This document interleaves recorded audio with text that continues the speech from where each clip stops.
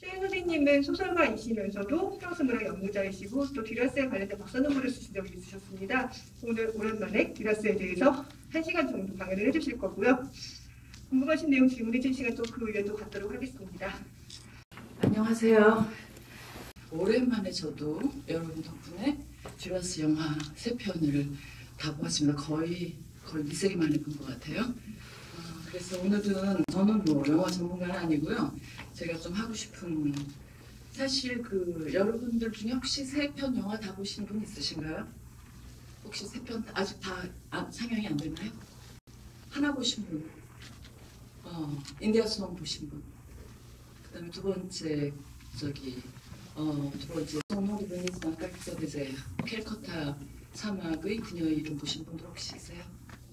아직 안 보셨구나. 그 다음에 겐지스 강의 여인 보신 분? 보셨어요. 많이 안 보셨는데 근데 보실 때 좀 도움이 되실 것 같아요. 왜냐하면 이 3편의 영화는 사실 그 소설의 내용을 모르면 여러분이 무슨 얘기인지 하나도 이해가 안 가실 수 있는 그런 어려움이 있는 그런 영화입니다. 저는 오늘 제목을 이제 번역을 하니까 조금 특이한데요. 그거를 이제 그냥 불어를 한번 읽어보겠습니다. Itinéraire d'épuration, l'écriture romanesque et cinématographique de Marguerite Duras 이렇게 했어요. 근데 이제 정화라고 번역을 했는데, 그러니까 이제 불어로는 에피라시옹이에요. 그런데 맞는 게 없더라고요. 맞는 게 꼭 정화 그러면은 사실 숙정의 뜻도 있거든요. 그러니까 이제 뭐 그 체제가 아주 딱딱한 그런 곳에서는 숙정한다는 의미도 있는데, 제가 정화라고 쓴 것은 크게 이제 2가지 의미로 나중에 이제 후반부에 가서 제가 설명을 드릴 텐데, 하나는 진짜 그 소설 혹은 영화도 마찬가지로 점점 더 퓨어해지는 거예요. 그러니까 점점 더 정해진달까? 그러니까 형식적으로 첫 번째로는 형식적으로 점점 더 침묵이 많아지고 책에도 이렇게 읽다 보면 이렇게 좀 덥네요.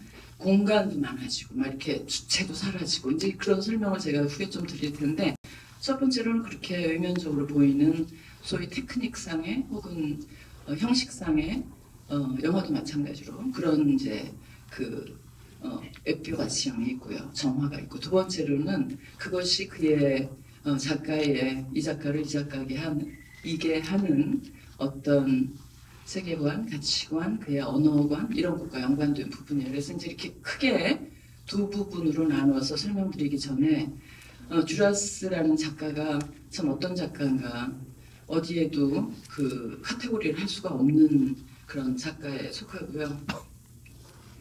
왜 그런가 하면 그의 성장 자체가 물론 60년대에 데뷔한 여러 프랑스의 작가 중에는 이렇게 2가지 식민지에서 태어나서 이제 프랑스로 온 그런 사람도 있고, 거기에 계속 남아서 글을 쓰는 사람도 있고, 여러 종류가 있는데 1914년에 태어났어요. 그러니까 할머니죠, 지금 우리로 얘기하면은.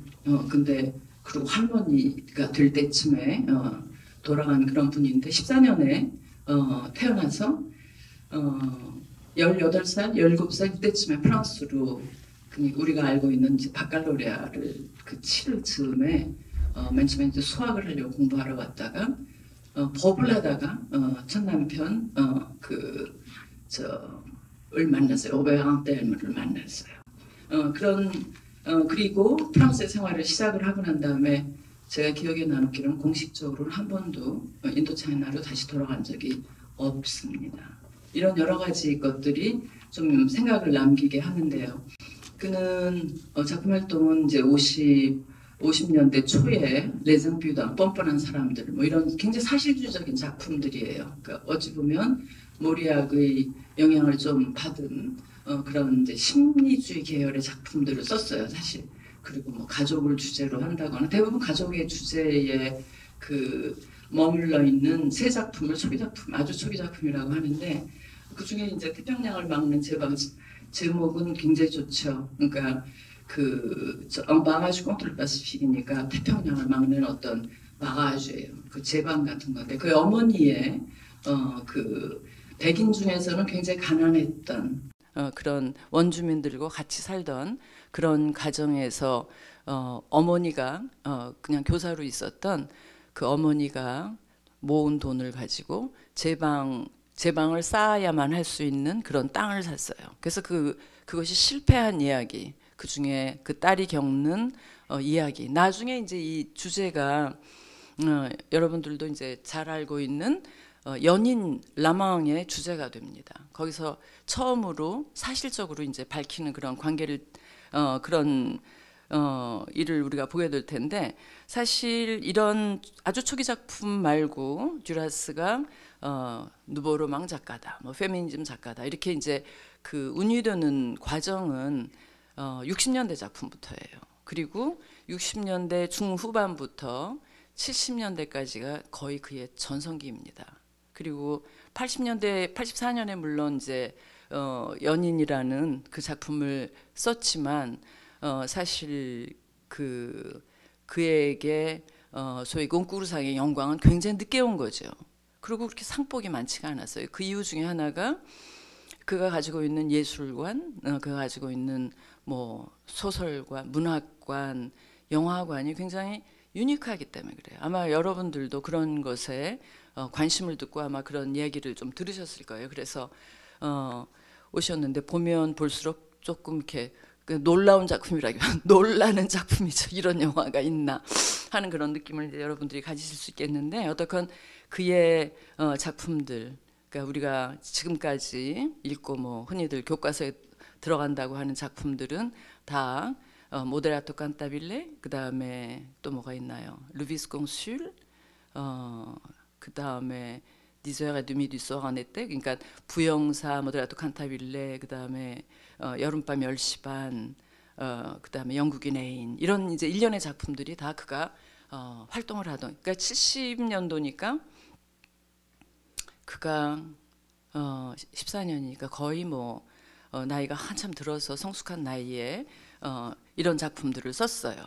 그 자체가 유럽의 역사하고 같이 가죠. 또 당시 프랑스가 얼마나 혼란이 많았던, 여러분도 아시는 68 학생운동이 있었죠. 그 이전부터 알제리 전쟁이 있었죠. 콜로니얼리즘이 해체 쪽으로 가게 되죠.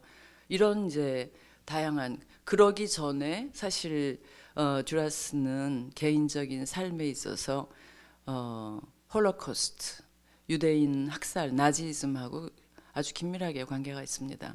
그것이 이제 맨 마지막에 우리가 얘기할 그의 가치관 부분, 그 다음에 80년대 이후에 그의 사적인 글쓰기의 절대적인 원천이에요.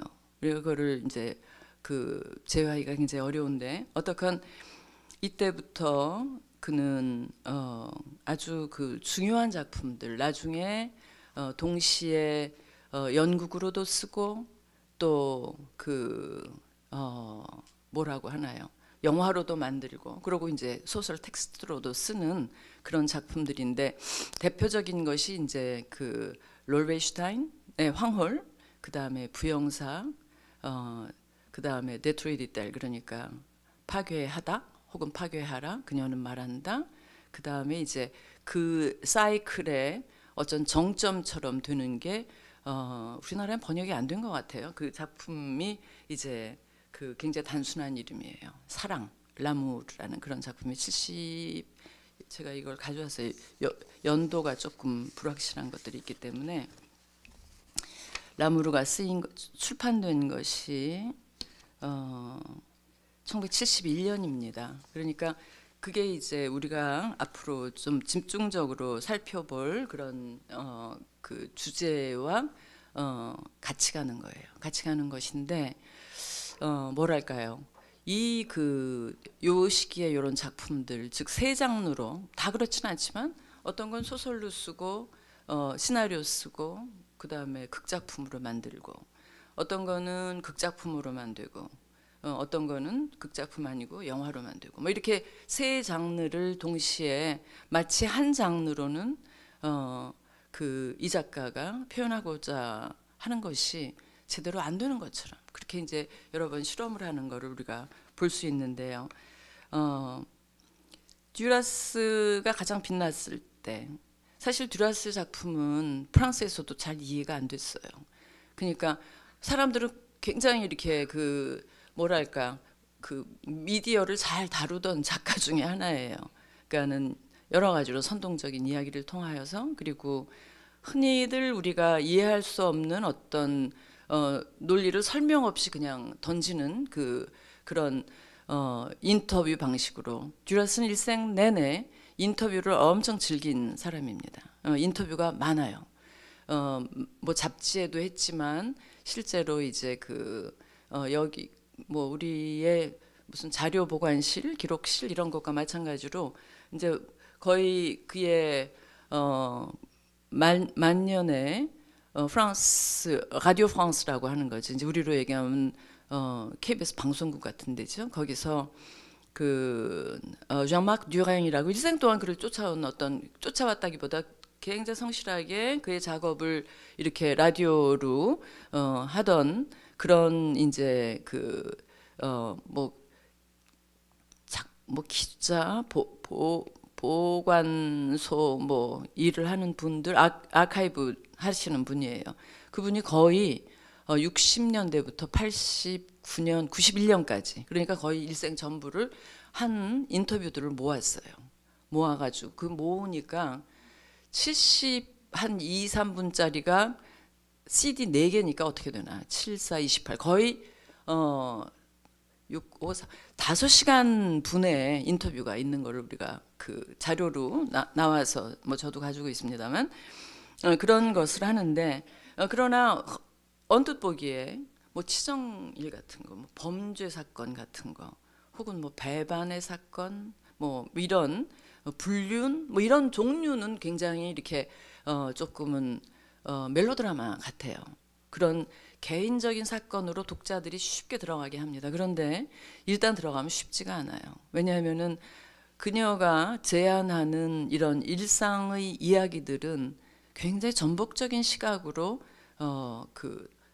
제안이 되고 그런 소설적 기법만이 아니죠. 이제 듀라스에게서 기법은 곧바로 세계관하고 통하는데 그 점이 또 한 독자로서 제가 굉장히 좋아하는 점이고 그런 불륜 사건은 그냥 불륜 사건이 아니라 예를 들자면 근대 사회의 소위 소유의 문제 뭐 하여간 흔히들 조금은 남성주의적으로 생각하고 있는 그런 소유의 문제를 다룬다거나 그런 라뮤지카 같은 경우에는 일종의 연극 작품이고 물론 작품 소설로도 쓰여졌지만 그 작품은 부부가 밤새도록 한 호텔에서 얘기하는 거예요. 내가 이렇게 부르주아 개념에 가득 차 있으니 너는 좀 가서 외도를 해봐라. 짧게 얘기하면 그런 얘기죠. 그러니까 들어갈 때는 그렇게 독자들이 쉽게 들어갔다가 나올 때는 큰 코 다치는 게 참 쉽지 않은 거예요. 그거를 개인적인 그 사건들을 당시에 문명적이고 어찌 보면은 보편적인 사건으로 설명하고자 하기 때문에 쉽지가 않아서 많은 오해도 있고 이제 그런 이제 작가라고 할 수 있는데 지금 오늘 우리가 살펴보고자 하는 것은 사실은 듀라스를 이제 아는 사람들이 시클 인도시인이라고 불러요. 그러니까 뭐냐면 인도차이나 사이클이라고 부르는 거예요. 근데 지금 여기서 이제 세 작품이 제안이 되고 있잖아요. 그 세 작품은 근본적으로 다음과 같은 이야기의 그 내용을 알지 못하면은 이야기가 굉장히 어려운 거죠. 그 이야기가 이제 인도 차이나에서 일어난 것일 수도 있고 부분적으로는 또 파리에서 일어나고 어떻건 인도 차이나로 옮겨가고 이런 이야기인데 내용은 지극히 간단해요. 18살에 약혼자를 가진 마이클 리차드슨이라는 약혼자를 가진 롤라 발레리 슈타인이라는 아마 그 슈타인이라는 이름을 보면은 이름 자체가 유대인 이름이에요. 그리고 사실 68 학생운동 때에 학생들이 뭐 혹은 젊은이들이 거기 대열에 참여한 많은 사람들이 한 구호 중에 하나가 누솜 데 주이프라는 표현이었어요. 그때가 이제 2차 세계대전이 끝나고 난 다음에 여전히 2차 세계대전의 수많은 그 뒷얘기들은 아직 완결되지 않았어요. 여전히. 그렇지만은 어떻건 우리는 누솜 데 주이프라는 얘기는 우리는 유대인이다. 유대인의 그 희생자적인 것, 그다음 유대인이 유럽 문명에서 받고 있는 어떤 그 뭐 여전한 박해, 그다음에 그 이런 것들을 이제 동일화하는 그런 이제 사실 그 무브먼트가 있었어요. 근데 이 인도차이나의 이야기로 다시 돌아오면 18세의 그 롤라 발레리 슈타인이 그의 약혼자인 마이클 리차드슨과 텔 에스탈라라고 하는 바닷가 근처의 무도장에 갑니다. 그 무도장에서 어느 한밤중에 안마리 스트레텔이라고 하는 인도에 있는 인도 차이나 반도에 있는 그 대사관의 부인으로 추정되는 모습은 바뀌어요. 그 여인이 들어오자 둘 사이에 황홀의 어떤 그 순간적 매혹이 황홀이잖아요. 황홀이라는 거는 사실 프랑스어로 이야기를 하면 르가비스망이라는 것은 유교되는 거예요. 내 한 개인의 그 자아가 어떤 타자에게 완전 유교당하는 거죠. 양쪽에 다 같이. 그렇게 되면서 그냥 서서히 그 무도장을 나가버립니다.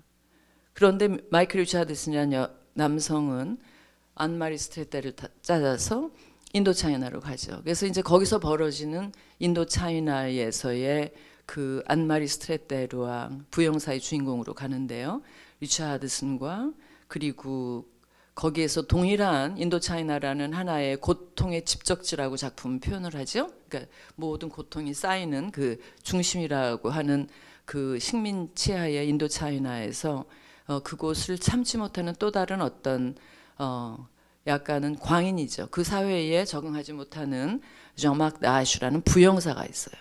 그 부영사와의 여러 관계를 다루고 있는 거예요. 그리고 또 한편으로는 두 개의 인디아송하고 그다음에 그 송농 드 베니스 그 베니스에서의 그녀의 이름 그거를 제가 그냥 베니스라고 줄이겠습니다. 그러니까 이 두 이야기가 이제 그 합치졌는데 거기서 또 뺄 수 없는 이야기가 고향에서 어린 나이에 임신했기 때문에 쫓겨난 원주민 거린 소녀가 있어요. 그래서 이 소녀가 그 수만 킬로미터를 걸어서 아이를 백인에게 팔고 그리고 미친 거린 소녀죠. 그러니까 자기의 이성을 잃고 먹이를 찾아 다니다가 이 안마리 스트레테르가 있는 대사관 그 부근에는 늘 버리는 그 음식이 많기 때문에 거기까지 오는 이 이야기예요. 이 이야기이고 두 작품에서 인디아송하고 세 작품이죠. 그러니까 가장 먼저 쓰여진 게 라무르고 영화. 그게 이제 겐지스의 여인이고 그 다음에 인디아송이 있고 그 다음에 나오는 것이 송농 드 베니스죠. 베니스의 그녀의 이름. 이렇게 되는데 그게 여러분들이 아마 그 영화를 보실 때도 굉장히 기이할 거예요. 예를 들자면 사랑이라는 작품은 마치 그 뭐랄까 그냥 그거를 플랑 픽스 고정 화면이 수없이 바뀌는 그리고 그 안을 인물들이 지나가는 그런 방식으로 되어 있고 이제 그 기술에 대해서는 우리가 에피오가시용을 그 문제를 보면서 다루기로 하겠습니다. 자, 이 그 인도차이나 사이클은 굉장히 특이해요. 그러니까 어떤 느낌을 주냐면 마치 작품의 인물들이 그리고 사건들이 이 작품 저 작품을 지나가면서 똑같이 등장하는 거죠. 같은 에피소드를 등에 업고 등장을 해요. 그래서 뭐 마치 잘하는 것처럼 혹은 막 그 공간들을 자기네들이 이 작품에 저 작품으로 옮겨 다니는 것처럼 이제 그런 느낌을 가지고 있어서 그거가 굉장히 대화적이라는 것.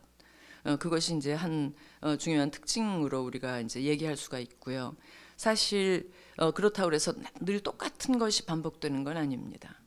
인도차이나 사이클의 작품들은 실제로 여기에서 그 듀라스적인 그는 자기의 문체를 어떻게 설명을 하는가 그거를 스틸 드 뚜슈라고 그래. 터치의 스타일이라고 자기가 얘기하는데 마치 여기 이렇게 산이 있으면 산의 등성이만 이렇게 건드리고 가는 스타일이라고 자기가 스스로를 이렇게 인터뷰에서 얘기하는 실제 맞는 것 같아요. 그렇게 이외에는 달리 표현하기가 어려운 그러면서도 어떤 언어적인 독특한 이 중에 혹시 뭐 글 쓰는 것에 관심 있는 분들이 있으실 것 같은데 뭐냐면은 도저히 결합할 수 없는 두 가지를 이렇게 합치는데 재능이 있습니다. 예를 들자면 페시미즘계, 즐거운 페시미즘 어떤 건지 잘 모르시겠죠. 그가 광기 예찬을 하면서 이제 썼던 단어이기도 합니다. 어떻건 이때는 이야기들이 조금씩 변주합니다. 그 각자의 이야기들이 작품에서 작품으로 움직일수록 한 요소가 들어가기도 하고 빠지기도 하고, 마치 여기에 듀라스의 인도 차이나의 환상적인 기억, 저는 실제적인 기억은 작가에겐 별로 중요하지 않다고 생각합니다. 환상적 어떠한 물상으로부터 그 유도된, 상상된, 그리하여 고정된 일련의 환상적인 비오그래피가 있어요. 그렇다면 그것이 마치 점점 더 완결될 것처럼 독자들을 이끄는 거죠. 이것을 읽었을 때 그 다음 작품 꼭 읽고 싶고, 뭐 이러한 그 변주와 변화가 이 작가의, 제 생각에는 그거를 의도적으로 그렇게 하지 않았다고 생각합니다. 왜 그런지는 이제 맨 마지막에 우리가 좀 그의 고통의 글쓰기라고 저는 이제 오늘 여러분과 함께 명명을 해봤어요.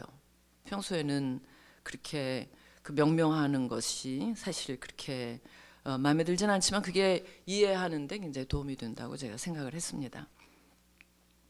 어떻건 이때에 프랑스 문단에서 듀라스의 하나의 개인 신화, 우리가 그거를 미티피케이션이라고 얘기할 수 있죠. 자기의 신화를 자꾸 반복함으로써 그것이 하나의 어떤 아우라가 되는 거예요. 그런 그 작품의 아주 독특한 시기를 만들어가고, 어찌 보면 기억이 시간 속에 세팅되는 과정이라고나 할까요? 아니면 하나를 끌어내고 나면 아직 미진한 무언가 더 해야 될 이야기가 있는 것 같은 이제 그런 그 어떤 글쓰기의 과정을 우리가 볼 수가 있겠어요. 그래서 이렇게 아주 그 짧은 이야기들을 그가 이제 뭐랄까요? 조금은 점점 더 뒤로 가면 갈수록 70년대 이후가 지나가면 그의 작품을 어떻게 하나요? 이렇게 체에 쳐서 다 비본질적인 거는 빼놓고 그냥 이렇게 몇 개 남은 그것으로 작품을 하는 것처럼, 마치 이렇게 체에, 그가 또 좋아하는 이미지이기도 해요. 빠스와르, 우리가 구멍 숭숭 뚫린 샐러드 만드는 그런 그릇 있지 않습니까? 그가 기억을 형상화하기 위해서 자주 불러내는 그런 이제 이미지가 뭐라 그러나 우리말로 이렇게 물 빼는 그릇이죠. 그런 걸로 우리가 생각을 할 수도 있을 것 같아요. 그래서 이때부터 굉장히 제가 좀 건너뛰어야 될 것 같으죠. 그러니까 그 에퓨라시옹의 프로세스가 생겨나요. 그러니까 뭐냐면 작품의 내러티브가 사라집니다. 내러티브는 우리 이미 여러분 다 알고 있죠? 뭐 이런 식이에요. 저는 그 중에 몇 가지만 언급하면 독자 여러분 다 따라오고 계시죠? 뭐 이런 식이죠. 주인공이 없고 누가 말하는지, 그가 말하고 그녀가 말하고, 이름도 사실 조금씩 없어지기 시작합니다. 그리고 벌써 이렇게 책이 어떻게 편집됐는가를 보면 알 수 있어요. 편집 자체가 빈 공간이 많습니다. 그리고 막 그 글자 한 두 줄 쓰고 난 다음에 한 줄 비어요. 막 그런 문장들이, 그리고 거기에 동원된 소위 그 말의 주체들도 뭐 네, 아니요, 아마도, 그렇지, 뭐 맞아, 뭐 당신을 사랑해, 뭐 이런 종류의 아주 단문들로 이렇게 이어지는 걸 볼 수 있어요. 이제 이런 식의 이러한 그 부분이 우리가 정화라고 할 수도 있겠지만 사실 참 어떻게 해야 돼요? 정제, 박탈, 뭐 제거, 뭐 다 사전에 나오는 그 번역 요드 다 맞아요. 다 맞는데 어떻건 그렇다고 해서 그 어느 것도 아닌 거 있죠. 그렇다고 해서 그에게 우리가 이제 정화 그러면은 대부분의 경우 영어로 이제 purification 아니에요? 그렇다면 되도록이면 스피리추얼한데 많이 쓰죠. 없는 건 아니에요. 듀라스한테. 제가 나중에 그 문제로는 또 돌아올 거예요. 그런데 어떻건 그것과 맞지 않는 거예요. 지금 1단계로서 제가 이제 같이 이렇게 공유하고 싶은 것은 첫 번째 굉장히 테크닉적인 죄송합니다. 네, 그런 이제 첫 번째로는 테크닉이라고 얘기할 수 있을까? 우리가 외면적으로 확인할 수 있는 것들, 즉 페이지들이 아주 가득 차 있지 않고 듬성듬성해요. 마치 구멍 뚫린 어떤 그릇에 불필요한 것들이 다 이렇게 빠져나가는 것 같은 그런 느낌. 그런 거를 우리가 먼저 볼 수가 있고 영화에서도 마찬가지예요. 그래서 우리가 먼저 소설에서 그 부분을 보고 그리고 난 다음에 영화에서 이렇게 한번 보고자 하는데요. 소설에서는 이제 롤라 발레르슈타인, 롤베슈타인의 황홀, 황홀에서는 그 부분만 다루고 있어요. 18살 된 롤베슈타인이 마이클 리차드슨과 여름에 무도장에 갔는데 한밤중에 여인이 들어와서 그 둘이 마치 자석에 이끌리는 것처럼 만나서 아무런 말 없이 사라져버리고 어린 롤은 자기가 abandoned 됐다는 것이 뭐 슬프고 그런 게 아니라 그들의 사랑의 성격이 어떤 것인지를 사람들이 못 보도록, 즉 쫓아나가지 못하도록 막았기 때문에 그 고통으로 기절합니다. 소리 지르고. 이제 이런 그 얘기를 다루고 10년 후에 롤베슈타인이 어떻게 우연히 만난 아주 뭐 결혼하고 아이 낳고 이렇게 지내던 한 여인이 10년이 지나고 난 다음에 자기 유년의 친구 타티아나 칼이 그의 애인 자크 홀드하고 같이 뭐 어떤 이제 호텔을 가는 그 장면을 쫓아가면서 예전에 자기가 보지 못했던 그 자기가 완전히 비어지는 황홀은 두 사람의 황홀이기도 하지만 가비스망이라는 가비스망 뉴스와예요.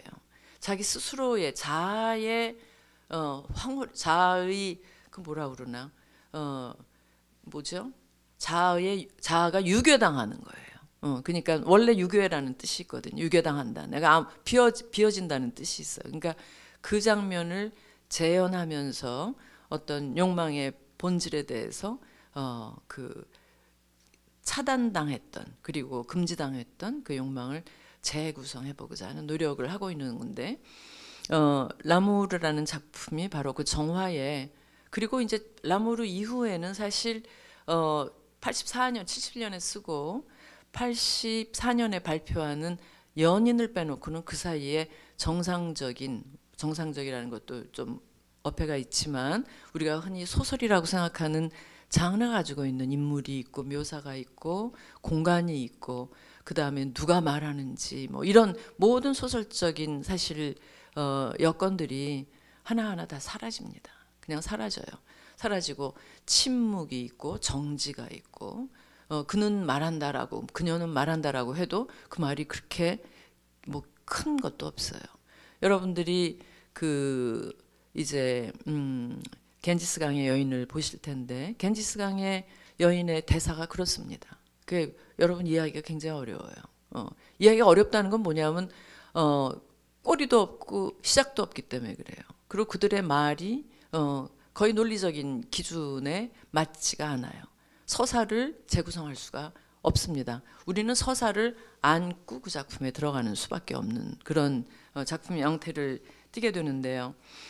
그러니까 그래도 어떻건 이런 그 형체 없는 기능들 가령 외침이라든지 혹은 눈물이라든지 침묵이라든지 뭐 이런 혹은 광인의 그냥 광인이라고 표시된 어떤 인물이 그냥 화면을 이렇게 정지된 화면을 들어왔다가 나가는데 소설에서도 똑같아요. 그 정지된 화면은 없지만 그런 어떤 씬의 변화가 우리가 흔히 소설들에 일어나는 사건들의 시퀀스는 연결이 돼 있잖아요. 거기에는 인과론이 있거나 아니면은 그 시간의 로직이 있어요. 전후 좌우 뭐 이런 그 공간의 지표도 있고 이런 것들이 없는 거죠. 이런 것이 없는 소설로 처음 쓰여진 것이 물론 약간 그 전에 아반사반 다비드나 네트리디 때에도 분명한 이야기도 있고 분명한 메시지도 있습니다. 68 학생운동을 대상으로 삼았다고 하는 그런 게 있는데 거기에는 이제 그런 것들이 하나도 없어지는 거 우리가 볼 수가 있어요. 마찬가지로 그 뭐랄까 구분이 뭐 장르 구분이 사실 없어져요. 거기에는 오망이라고 그러니까 소설이라고 출판사에서는 쓰지만 아 진짜 이게 소설인가 이런 작품들이 이제 점점 더 드러나죠. 뒤로 가면 갈수록 사실 그 뭐 거기에 장르 구별도 없고 그 다음에 에세이도 아니고 뭐 그런 건 별로 중요하지가 않아요. 이 작가의 속에 방출되어야 할 무한한 어떤 조각들이 있는 것처럼 그냥 쓰는 거죠. 그러니까 그런 그 작품들 대부분의 경우는 또 유사한 어떤 그 거의 외침과 같은 고백들이 있어요. 그러니까는 그것이 무엇인지 오늘 조금 이제 보고 싶은 거죠.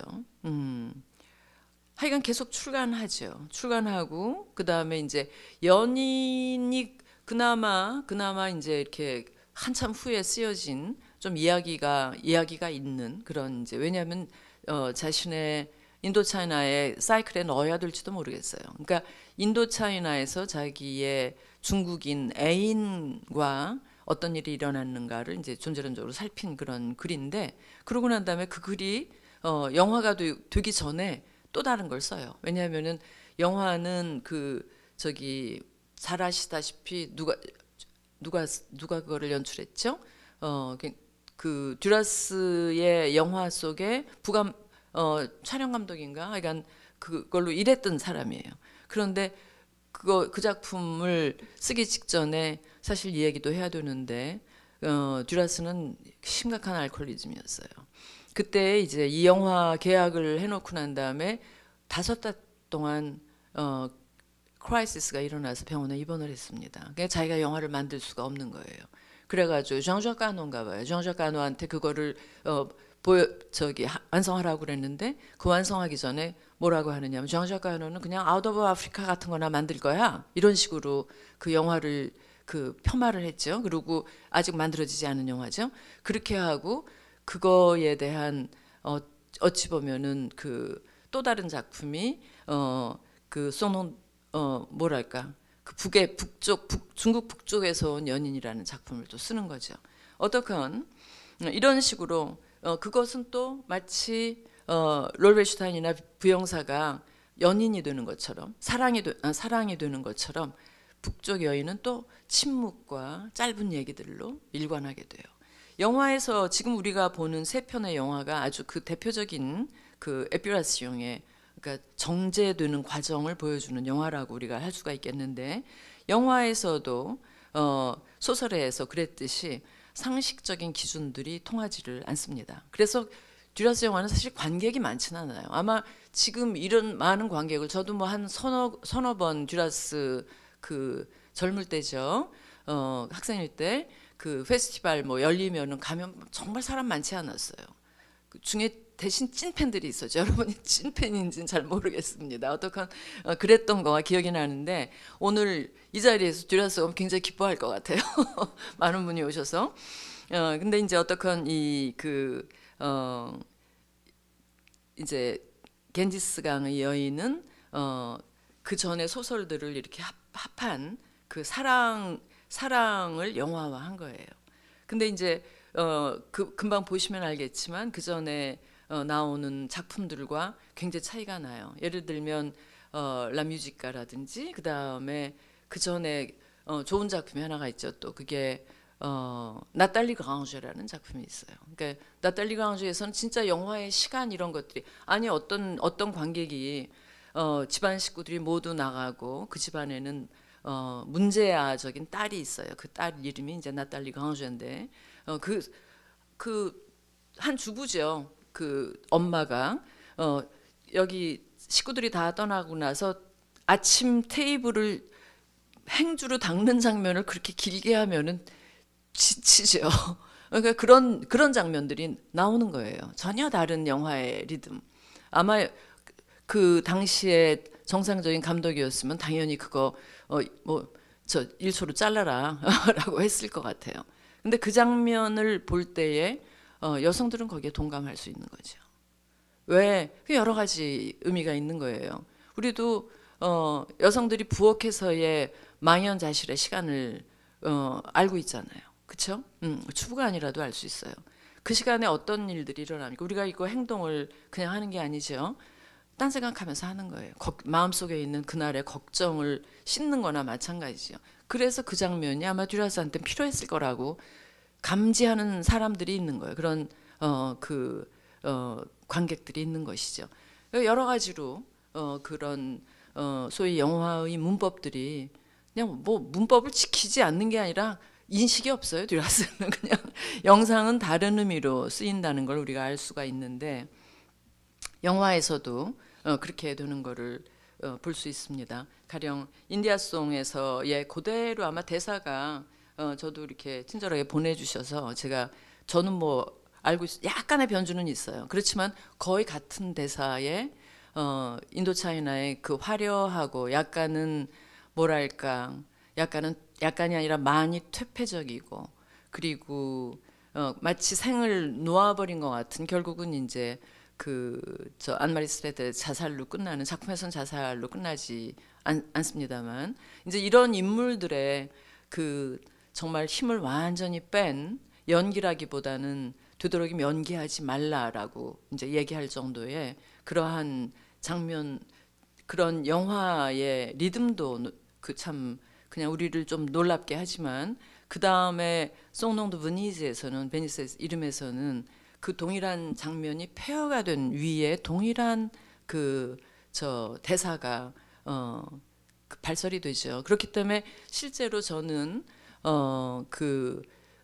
그런 이거를 저거를 했을 때 그랬나? 그러니까 어떤 시나리오에서 듀라스가 내게는 두 개의 영화가 있다. 하나는 이미지의 영화이고 하나는 텍스트의 언어다라는 게 맞아요. 우리가 이제 부아오프라는 말도 아마 그 전문가들 쓰시고 할 텐데 전통적인 부아오프가 굉장히 다른 것이죠. 그 기능 자체가 무어가 무어를 투사하는 것도 아니고 그런 이제 작품들이 이렇게 지키는 거예요.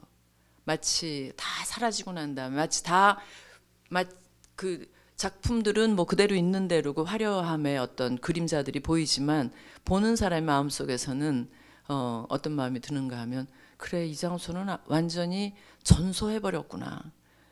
그 욕망이 있던 이 장소는 그리고 삶의 불가능성으로 헤매던 사람들이 있던 이 장소는 완전히 타버렸구나. 그런 느낌, 그 폐허 위에 동일한 저 대사가 씌워지는 거를 이제 우리가 볼 수가 있는데 실제로 이런 얘기를 했더라고요. 이제 아마 곧 출간될 것 같은데 그 고다르하고 듀라스하고 저도 출판사 배려로 그거를 또 여기 그 하계관님의 배려로 미리 읽게 됐어요. 근데 이제 그걸 읽다 보니까 이런 얘기가 나오더라고요. 이미지는 에크리 쓰여진 것을 방해한다 그런 얘기가 나오더라고요. 그러니까 어떤 이미지일까? 그러니까 듀라스가 했던 거는 영화에서 되도록이면 그가 쓴 글들이 글 조각들이죠. 대부분의 경우 글 조각들이 방해가 안 되고 둘이 동시에 존재하는 어떤 최적의 어떤 지점 이것이 그 듀라스의 어떤 영화 미학이 아니었을까 하는 생각이 들었어요. 어떻건 이렇게 조금씩 그 텍스트가 점점 더 제거 뭐 혹은 정화 정제 박탈 뭐라고 이름을 붙이건 그런 과정으로 나가는 거를 이후의 작품에도 볼 수가 있습니다. 사실 제가 개인적으로 영화로서 제일 좋아하는 것은 오히려 후반부의 작품들이에요. 그러니까 후반부의 작품에 Le Navire Night, 밤의 항해, 그 다음에 세자레, 그건 뭐 작품이라고 할 수도 없어요. 사실 에크리는 별거 없습니다. 좀 과장됐어요. 그러니까 그거를 시라고 할 수도 없고 그냥 거의 독백에 가까운 것들이 있는데 그것들이 아주 아무것도 아닌 그 듀라스의 거의 독백에 가까운 쓰지 않으면 안 되는 그런 오렐리아 슈타이너 새 연작들 이거 이미지가 최고라고 생각해요. 전 개인적으로 나중에 한번 또 그것도 한번 하시면 관객으로 즐겁게 오겠습니다. 정말 참 좋아요. 그러니까 거기서는 이미지가 사는 걸 우리가 보죠. 아주 엉터리 같은 그냥 읽으면 진짜 그건 읽을 수가 없는 엉터리 같은 자기 반복적이고 거의 기도 같은 혹은 애도의 반복문 같은 이런 글들이에요. 그 텍스트로 읽었을 때. 그런데 그것이 듀라스의 카메라 앞에서 이렇게 살아납니다. 그리고 하다못해 듀라스는 딴 데서도 그걸 했죠. 라뮤지카였나 했는데 사진 찍고 있는 그 장면 자체를 영화의 한 부분으로 끌어넣는 것도 볼 수가 있어요. 그러니까 준비 과정이랄까 이런 부분들을. 그래서 어떻건 그 듀라스의 70년대 이후의 대부분의 영화 작품이건 소설 작품이건 이런 과정을 흘러간다. 그럼 이거는 그냥 프로세데 우리가 이제 기법이라고 얘기해요. 그러니까 미학적. 그럼 기법만 있는 것일까? 그렇다면 듀라스는 사실 이렇게 경청해야 될 필요가 하나도 없는 것이죠. 그가 무엇과 싸웠는가 일생 동안 그런 고통과 싸웠어요. 사실은. 그가 알코올리즘도 그 중에 하나고 그의 수많은 연애 편력도 그렇게밖에는 설명이 되지가 않는데 어떻게 우리가 시대적으로도 그렇고 개인사적으로도 그렇고 물론 우리는 그까짓 걸 왜 고통스러워하지 이렇게 얘기할 수 없는 거예요. 민감한 영혼에게 작은 그 고통이 어떻게 큰 고통과 연관되는가. 사실 그 듀라스의 첫 번 이제 그가 학생일 때 만났던 법학과에서 만났던 오베앙 델무가 44년인가요? 전쟁이 일어나자마자 그가 이제 유태인이었기 때문에 그 강제 수용소로 끌려가죠. 그리고 그곳에서 거의 4년을 있는 동안에 그 기록이 80년대 즈음에 그가 이제 70세가 넘어서 그 글들을 쓰기 시작해요. 그러니까 la douleur, 그러니까 이제 고통, 그 다음에 뭐 outside, 그리고 또 뭐가 있나요?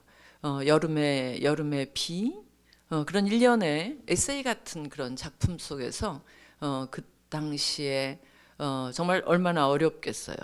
그래서 어떻건 거의 죽어 있는 오베앙 앙텔무를 그 당시 이제 대통령이자 그런 일들을 담당했던 나중에 대통령이 된 프랑스와 미테랑 그 밑에서 일하던 몇몇 사람들 중에 니오니 마스쿨러가 있습니다. 그러니까 그 친구예요. 그 친구와 함께 거의 죽어 있는 사람을 데려다가 이제 그 돌보죠. 이런 개인적인 그가 하는 얘기가 이걸 독일의 사건으로 볼 수 없다. 이거는 인류 문명의 사건이다라고 얘기하는 것처럼 듀라스는 개인사의 작은 문제들 그가 그러니까는 유산한 문제 뭐 이런 문제들은 그냥 큰 문제가 되는 거예요. 그러니까 뭐냐면 그냥 그대로 문명의 문제로 그는 할 수 있는 해안이 있었어요. 그리고 그러한 어찌 보면 디멘션이 있었던 거죠. 그런 이유들이 많이 등장하는데 왜 이런 애도의 그는 정말 굉장히 오랫동안 애도에 있는 것 같은 느낌이 들어요. 특히 맨 마지막에 쓴 그 오렐리아 슈타이너 같은 연작은 그의 한 18살 그의 작품에서 18살은 굉장히 중요한데요. 18살이 희망의 그 나이이고 또 혁명의 나이이고 반전의 나이이고 뭐 이렇기 때문에 그렇습니다. 그 데트루이디텔 파괴하라 그녀는 말한다의 알리사도 18살이에요. 마치 그 뭐라 그러나 회복기에 환자들이 모여 있는 것 같은 어떤 병원에서 일어나는 그런 이야기를 다루고 있죠. 그게 이제 그의 유파를 접근하는 방식입니다. 어떻건 이런 글쓰기가 무엇일까? 왜 이런 언어를 넘어서는 어떤 거를 그는 끊임없이 쓸까? 죽을 때까지 쓰지 않으면 그는 고통에 포획당하는 거예요. 그렇기 때문에 끊임없이 쓰는 거죠. 그 이야기를. 불가능한 지대, 이룰 수 없는 어떤 욕망. 우리가 그냥 욕망이라고 얘기할 때 타자에 대한 욕망이 아니에요. 인류에 대한 욕망이라고 얘기는 할까요? 그 다음에 뭐 기억들, 회복 불가능한 개인사들, 뭐 이런 것들이 다 그의 소위 소설적 혹은 그 작품의 우주가 됩니다. 그는 한 번도 거기에서 사실은 벗어난 적이 없어요. 그러면 무엇이 그를 쓰게 하는가? 공유하는 거가 늘 중요한 주제가 되죠. 수리될 수도 없고 되돌릴 수도 없는 어떤 근원지, 고통의 근원지, 그 근원지에서 어떤 그거를 정말 더 더 아주 그 뭐랄까 정련된 어떤 상태로 어떻게 언어로 표현할까. 사실 모든 작가의 꿈이에요. 표현될 수 없는 것을 표현하고자 하는 거. indecible이라고 그러죠. 그러니까 어떻게 말로 할 수 없는 것을 표현하고자 하는 그 불가능성의 벽을 조금이라도 밀고 싶은 그런 생각이 있는데 듀라스는 그걸 일생 동안 했기 때문에 그것이 무슨 뭐 장르가 뭐가 되건 그것이 이야기가 되건 되지 않건 그에게는 호흡처럼 중요했던 거예요. 죽을 때까지 쓸 수밖에 없는 그런 이제 이야기들을 우리가 이해할 수가 있는데 사실 60년대 70년대는 인도차이나의 그 인도차이나라는 하나의 그 환상화된 자기 신화 속에 그걸 좀 미화한 시간이 있었다면 80년대 이후로는 특히 이렇게 이제 그 뭐 베니스에서 그녀의 이름이라든지 뭐 이런 식으로 이렇게 점점 더 그것이 정제되는 과정으로 갔을 때에는 그에게 중요한 것은 그냥 쓰고 있다는 것. 그리고 이 부분을 뭐 유대인으로 이렇게 집약이 되기도 하고 뭐 때로는 그 자기의 개인적인 고통으로 뭐 상실이죠. 상실의 고통들로 그 대변될 수도 있는 이러한 것들을 어떻게 보편화된 언어 이런 용어도 사실 좀 그에게 맞지 않아요. 이거를 어떻게 가장 근접하게 그냥 말로 표현할 수 있을까? 그건 끊임없이 표현해야지만 그가 뭐 술도 이겨내고 그 다음에 그의 기행도 이겨내고 이러한 부분으로 그의 글쓰기가 이해될 수 있지 않을까라는 생각이 드는 거예요. 그 아까도 언급한 그 거의 6시간에 달하는 5시간이죠. 다양한 사람들과의 이제 인터뷰를 통해서 그의 그 인터뷰에서는 특히 또 신에 대한 얘기가 굉장히 많이 나와요. 뭐 사실 우리 인디아송에도 나오고 그리고 그 겐지스의 강의 여인에게서도 나오죠. 그런데 그렇지만은 거의 같은 수준의 그래서 많은 신학자들이 또 듀라스를 연구한 사람들도 있어요. 그러니까 그녀에게 있어서 도대체 이 뉴라는 게 무엇일까? 어쩌면 끊임없이 다가가는 과정일지도 모르겠다는 결론으로 그 책은 이제 끝내는 것 같은데 실제로 이것이 글쓰기는 그의 일상의 투쟁이었다. 기억과의 싸움, 그 다음에 기억을 현재화하는 것, 그 기억을 공공의 재산으로 만드는 것. 그의 남편이 고통에서 보면 그의 남편이 이제 돌아왔을 때 그가 머물렀던 수용소의 지역을 지금 이름을 잊어버려 하여간 그 지역을 얘기하면서 그 지역은 독일의 한 지역이 아니다. 그곳은 내 남편이 묵어있던 곳이 아니다. 그곳은 인류 모두의 책임이 있는 장소이다. 뭐 이런 이야기를 그가 고통에서 하는 건데 번역이 제대로 제가 기억하고 있는지는 모르겠습니다만은 이런 대면에서 특히 그가 살던 시대가 그랬던 것 같아요. 듀라스가 그 시대적인 본인은 고통스러웠지만 시대적으로 굉장히 많은 인류와 문명의 문제들을 그렇게 개인화할 수 있고 그거를 또 그 공공의 언어로 바꿀 수 있는 그런 시대였던 것 같은데 그럴 때 그런 승화하고자 하는 것이 그의 글쓰기의 어떤 기본이 되었다는 생각이 드는데요. 그의 삶은 그렇기 때문에 늘 공동체적이면서 무지 외로웠어요. 무지 고독했다고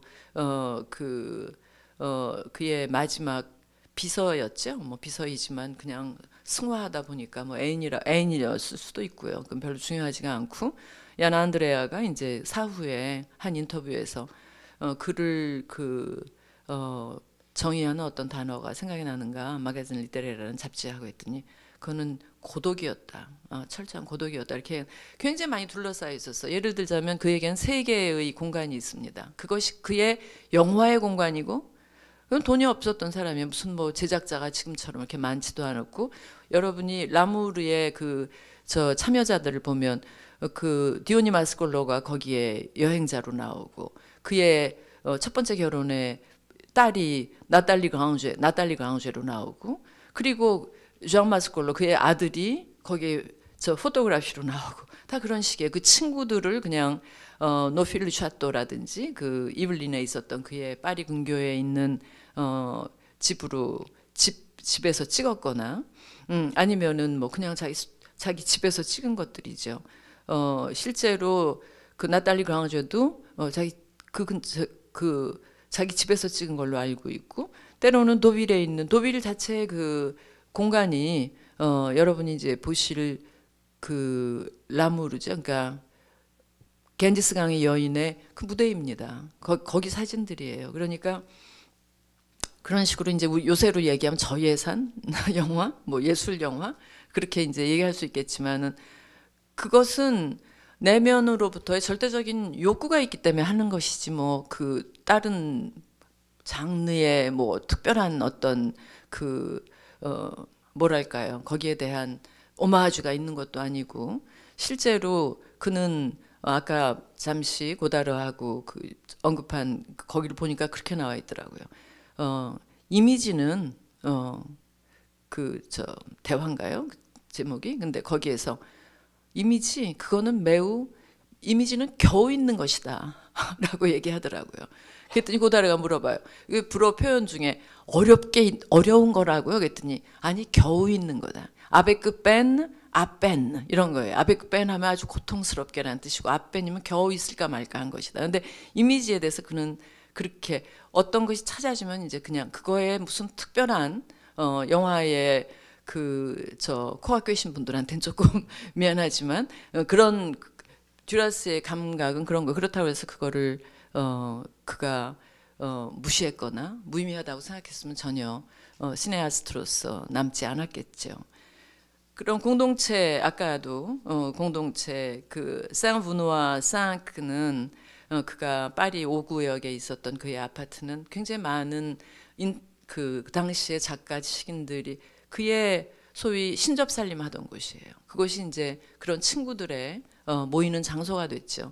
그래서 그 나중에 모리스 블랑쇼라고 혹시 아시는 분은 굉장히 그 뭐랄까 뛰어난 감각의 평론가가 있어요. 그 사람이 썼어요. 그 보누아 5번가에서 일어났던 일에 대해서 뭐라는 제목으로 썼느냐면 라 코미노테 이나부아블레, 도저히 말로 발설할 수 없는 공동체. 그 안에서 많은 일이 일어났다는 얘기죠. 그리고 그가 듀라스가 이제 만년에 가서 막 펼쳐놓기 시작한 그의 개인사, 그리고 그가 진정으로 찾았던 근대를 뛰어넘는 어떤 방법으로서의 depersonalization. 그러니까 인간의 이 개인적인 이 개인의 이 징그러운 벽들을 어떻게 뛰어넘을 것인가. 그것이 그럴 때의 그의 광기론이 나와요. 왜냐하면 광기라는 것은 자기의 퍼스널리티가 완전히 제거된 사람, 고통으로 제거됐을 때의 광기가 나온다고 보기 때문에 그는 일찍이는 정치 같은 것에 액티비스트로서 활동하기도 했지만 쫓겨난 다음부터는 그렇게 뭐 자발적으로 쫓겨났겠죠.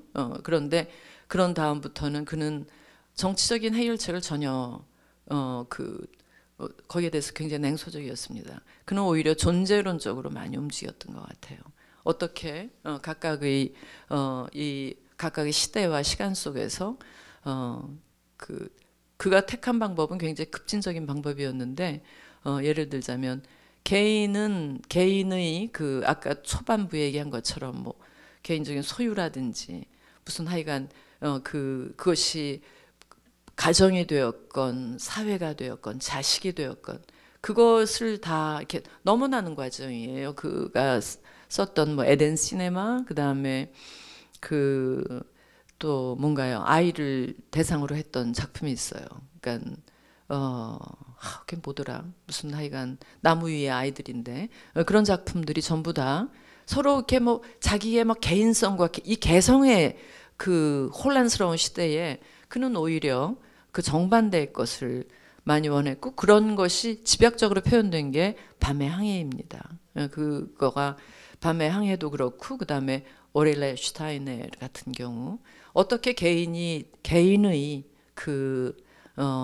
정말 그 벽을 넘을 때에 인간이 되는가, 뭐 이런 이야기들을 썼어요. 제가 저기 조금 그 문장을 좀 인용한 거를 읽어드리면서 시간이 다 됐기 때문에 그 어디서 가져왔는데 여기 밑에 있군요. 이거를 한 문장을 좀 한번 읽어보겠습니다.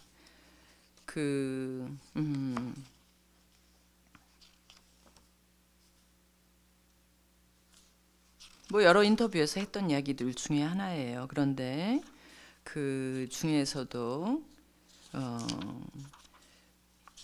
찾는데 시간이 더 많이 걸리겠네.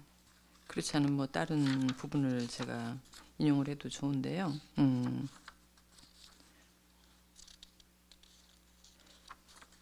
이게 어디로 사라졌는지 제가 표시를. 자, 여기 이제 맨 처음에 그 Le Ravissement de l'Orvietan-Da에서 쓴 건데, 제가 이 부분을 하는 점은 뭐냐면은 그 처음부터 그 계획이 있었다는 얘기죠. 이 인격성의 벽을 뛰어넘는 어떤 공유의 시대에 대한 끊임없는 탐색. 그렇기 때문에 오렐라 슈타이너는 내가 당신을 사랑합니다. 왜냐하면 당신이 나와 함께 있기 때문입니다. 이런 얘기를 계속 한 거를 알 수 있는데, 번역을 하니까 굉장히 조금 좀 어색한 점이 있는데요. 뭐냐면은 이런 얘기 하잖아요. 나는 모든 힘을 다해 당신을 사랑합니다. 그런데 나는 당신을 모릅니다. 익명의 다수에 대한 그런 부분들이에요. 그리고